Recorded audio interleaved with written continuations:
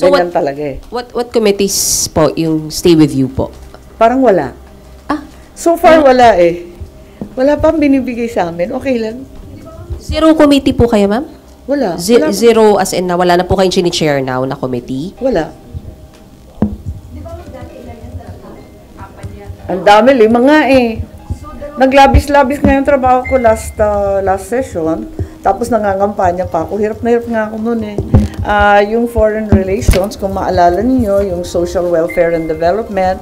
Pagkatapos akin din yung co-ops, akin din yung housing, akin din yung electoral reform na medyo mahirap at technical. So 5 yon. Tapos vice chair pa ako ng finance. 5 plus 1/2, parang ganun. Pero mga nais pa rin sa inyo, Blue Ribbon at saka foreign relations. Sorry? Yung labor lang at saka yung foreign relations. Tapos, ang nitong session na to, ang sinabi sa akin, foreign relations, labor, at co-op. Ngayon, ang sabi sa akin, wala na yung co-op, wala na rin yung labor, at ang sabi sa akin, baka yung overseas migrant workers, baka yung foreign relations, pero sumali muna ako sa majority. Eh, okay lang. Ganyan talaga ang buhay. Sanay ako sa minority. Sanay ako sa oposisyon.